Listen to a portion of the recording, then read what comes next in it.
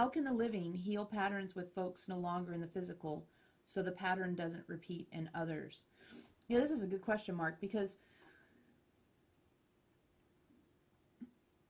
it also applies to people who are in the physical, right? So the answer follows to the idea of how do I heal patterns with anybody who's not standing right in front of me? Because there's the way you interact with people standing right in front of you, or someone maybe you're on email contact with or Facebook, but there's a whole different category of people who maybe you grew up with or who have passed over or you can't be around, but you know you have patterns connecting the two of you that you want to deal with. So this answer is very broad, and we like that. So the first thing you want to do is get into the isness of it, right? The what is true now place. What is true now about this relationship? And the truth of the relationship, typically when someone comes to us with a question like this, is, I am not the person I was then. And I would like to have a relationship to the experience I had with that person from who I am now, right? So how does the who you are now version of you interact with the person who's no longer here? You interact with them within yourself. You can walk around the house talking out loud to them. You can write them a letter.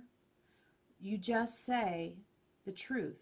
I want to have I want my memories of you, my thoughts of you, my reminders of you to be interacted with from who I am now.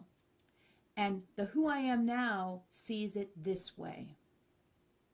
All right, the who I am now sees that dynamic this way, and you speak your truth into it, whether, like we said, out loud, written down, whatever feels best to you. Make an art project, doesn't matter.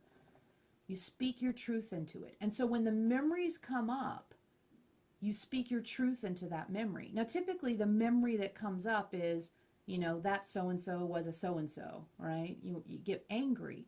And so your truth is anger. And a lot of times that's because to set boundaries, people tend to wait until they're very, very angry. And so when you reinforce those boundaries, you do so from anger also. This is why we say set boundaries early and often. So you don't have to wait till you're pissed off to set one, and you don't have to get pissed off to reinforce one. So the journey here is that when you remember something that you had to set a big boundary about, which typically is what you're talking about with people who either upset you or disrespected you or just didn't get you in some way, you had to set big boundaries out of anger to see if you can change from who you are now, that you relate to them not from anger but from your truth.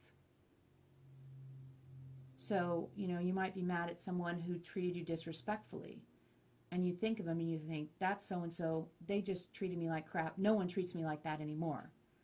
Right? And oftentimes that sounds much more angry than the way we said it.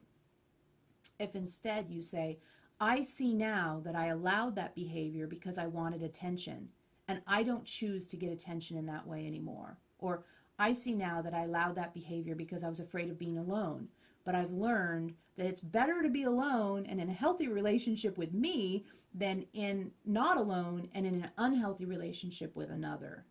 Right? So you speak to the truth that you've learned as the current version of you as you evaluate a previous experience. Who else wants to say something? This is fun. We better have a little chocolate while you guys are typing.